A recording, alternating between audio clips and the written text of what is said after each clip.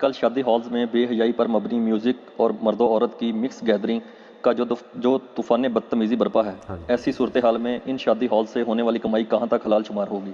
لیکن یہ بڑا مشکل سوال ہے. اس کی وجہ یہ ہے کہ شادی ہال میں جو ایکٹیویٹیز پرفارم ہو رہی ہیں وہ 100% تو غلط نہیں ہے. یعنی شادی کے موقع کے اوپر میاں بیوی کا جو یہ ازدواجی بندھن نکاح کی ایکٹیویٹی ہونا اور اس خوشی کے موقع کے اوپر چند لوگوں کو کھانا کھلا دینا، یہ تو بالکل کلچرلی بھی درست ہے، اسلام بھی اس کو سپورٹ کرتا ہے.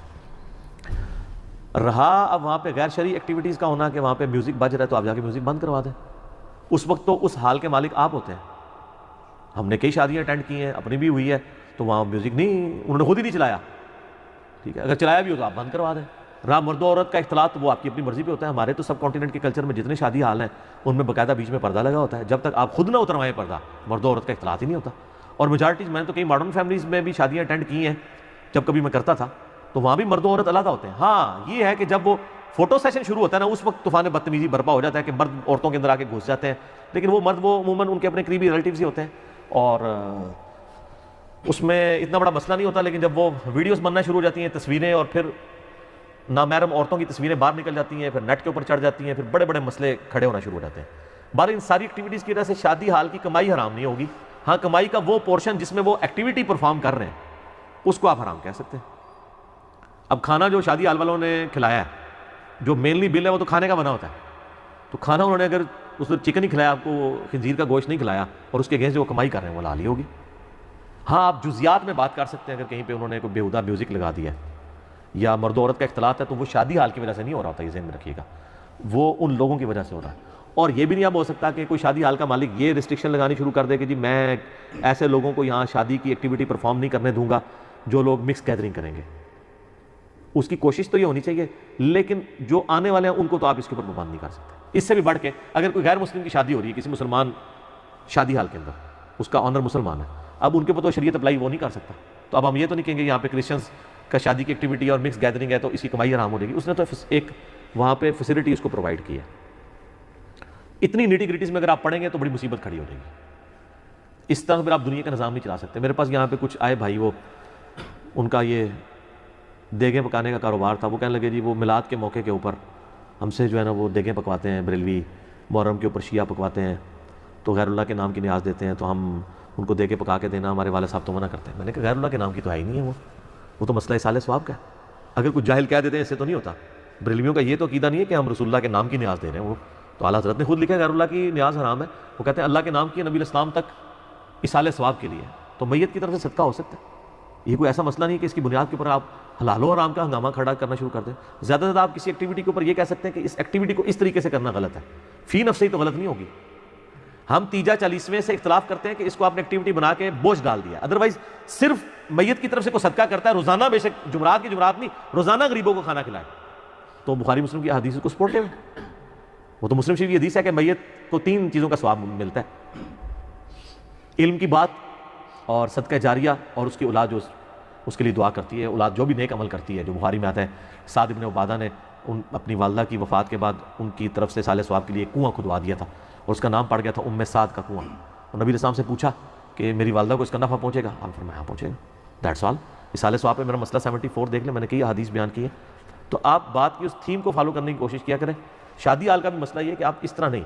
کئی لوگ آپ کہتے ہیں جی ایک بندے نے چھری چوری کی ہے، اس سے آپ جانور ذبح کرتے ہیں تو جانور حلال ہوگا یا حرام؟ جانور تو حلال ہی ہوگا اگر وہ بسم اللہ اللہ اکبر پڑھ کے کیا.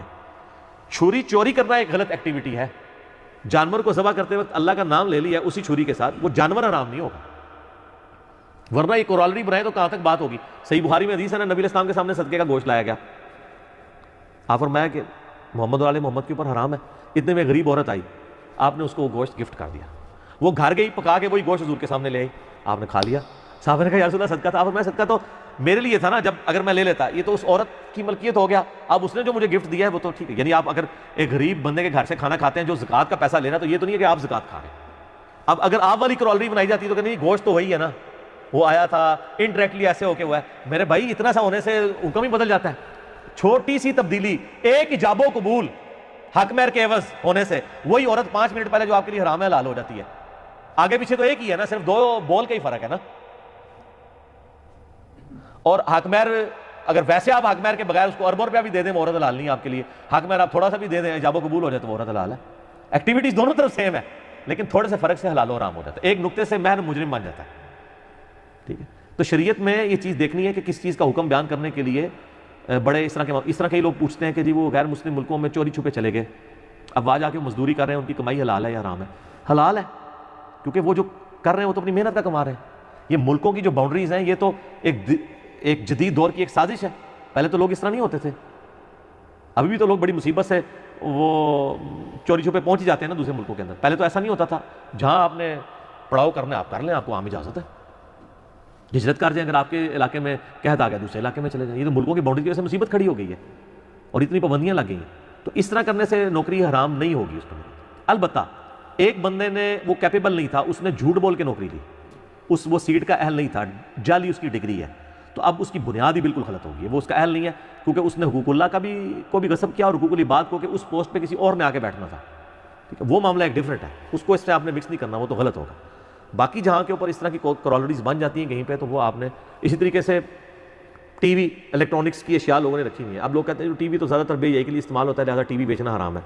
نہیں, وہ تو سر اس سے بڑی پھر مجھ سے پھکی لے لیں کہ یہ آپ کے جو اسمارٹ فون ہے یہ بھی بے حیائی کے لیے استعمال ہو رہے ہیں. آج تک کسی مولوی نے فتویٰ دیا کہ اسمارٹ فون بیچنا حرام ہے؟ وہ کیسے فتویٰ دے گا؟ اس نے تو اپنے مرید سے, اپنے فالوور سے خود گفٹ لیا ہوا ہے اسمارٹ فون. اس وقت جب وہ گفٹ آپ دے رہے ہوتے ہیں اس کو پوچھیں نا کہ حضرت صاحب اس کے اوپر تو لڑکیاں جو وہ لڑکوں کے ساتھ سیلفیاں بنواتی ہیں اور ایک دوسرے کے ساتھ چیٹنگ کرتی ہیں, ویڈیو کانفرنسنگ بھی اب شروع ہو چکی ہے, یہ تو آلہ ہے شیطانی. جیسے باپا جانی کسی زمانے میں کہتے تھے نا کہ نبی علیہ السلام جو ہے وہ ایک اسلامی بھائی کا بیان ہے, انہوں نے ہاکی مار کے اپنا ٹی وی توڑ دیا. ہمارے جیل میں کئی دعوت اسلامی انہوں نے توڑے تھے. جس رات ٹی وی توڑا اسی رات نبی علیہ السلام کی زیارت ہوئی. آپ نے فرمایا کہ تو نے آج میرا دشمن گھر سے نکال دیا تو میں تجھے زیارت کروانے آ گیا ہوں. اب وہی باپا جانی ٹی وی سے ہٹتے نہیں ہیں. ان سے پوچھیں کہ نبی علیہ السلام کے ساتھ جو دشمنی تھی ٹی وی کی, یہ دوستی میں کب سے کنورٹ ہوئی ہے ہی ایک چیز شیطانی تھی. شیطان کے ساتھ نبی کی دوستی ہو سکتی ہے؟ کبھی بھی نہیں. تو اب ان کو بات سمجھ آ گئی. وہ سر وہ خواب بھی ساری کہانی ہی تھے, وہ خواب شاب کوئی نہیں ہوتے اس طرح. اب ان لوگوں نے اپنے مسجدوں کے اندر اتنے بڑے بڑے ٹی وی لگا دیے, اور کئی بار غلطی سے چینل بھی چینج ہو جائے دوسرا بھی لگ جاتا ہے.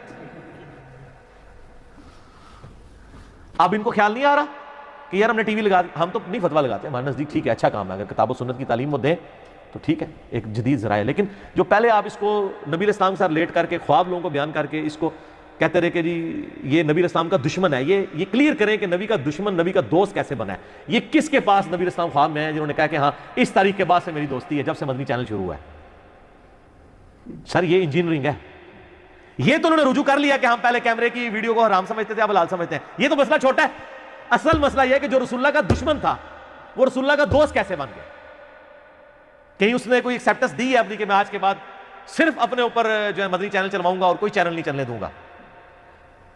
یا نبی علیہ السلام خواب میں آئے ہوں کہ ہاں وہ ٹی وی جس پہ مدنی چینل چلے اور کبھی کوئی دوسرا چینل نہ چلے, وہ ٹی وی میرا دوست ہے, اور پرانے لیڈے ٹی وی نے جتنے نجدی چینل چل رہے ہیں یا فلموں سے چینل چل رہے ہیں میرے دشمن ہے. کوئی لے کے آؤ نا, کوئی روایت بناؤ. ہو سکتا ہے مجھے خطرہ لگ رہا ہے اس کے بعد کوئی ایک اسلامی بھائی کا بیان آ ہی نہ جائے. ایک اسلامی بھائی کا بیان ہے جی آیا نا, ایک تو آیا نا کہ وہ کہتے ہیں نہیں میں روزہ شریف پہ حاضر ہوا. ایک اسلامی بھائی کا بیان ہے, تو وہ کہتے ہیں میں روزہ شریف پہ حاضر ہوا تو جعلی سے آواز آئی کہ میرے الیاس قادری کو میرا سلام کہنا. کہتے ہیں میں پاکستان آیا, میں بھول گیا. کہتے ہیں ایک دن وہ ٹی وی پہ جو ہے نا وہ سعودی عرب کی اذان چل رہی تھی, اور اذان کے دوران جب کیمرہ جو ہے روزہ شریف کے اوپر آیا تو وہ ٹی وی میں سے آواز آ گئی تو نے ابھی تک میرا سلام نہیں پہنچایا. پھر جا کے ان کو یاد آیا تو وہاں انہوں نے سلام پہنچایا. وہ ٹی وی جو کل تک دشمن رسول تھا اب وہ عاشق رسول بن چکا ہے. اس کا مطلب ہے شریعت سازی یہ خود کرتے ہیں, اور ہم ان کو پہلے بھی سمجھاتے ہیں کہ جو آپ اجتہادی مسائل ہیں نا ان کو قرآن و سنت کا مسئلہ نہ بیان کیا کریں. آپ کیا کریں کہ یہ میری رائے ہے, میرے مخالف جن کی رائے ہے وہ بھی درست ہو سکتی ہے, تاکہ کل کو آپ کو جب توبہ کرنی پڑے نا تو آپ کو کم از کم راستہ بند گلی میں نہ آپ رہو. جب یہ لوگ کہتے تھے کہ یہ شیطانی آواز ہے اسپیکر, اس وقت ان کو خیال نہیں ہے کہ یار ہم یہ جو کام کر رہے ہیں کتنا خطرناک کھیل کھیل رہے ہیں. کل کو اگر ہمیں اسپیکر میں نماز بنانی پڑ گئی, جس طرح آپ اترتے ہی نہیں ہیں اسپیکر سے نیچے, تو اب کم از کم یہ تو نہ کہ اب یہ رحمانی آواز ہو گئی ہے. اچھا یہ اسپیکر کب سے شیطانی سے رحمانیت میں کنورٹ ہوا ہے؟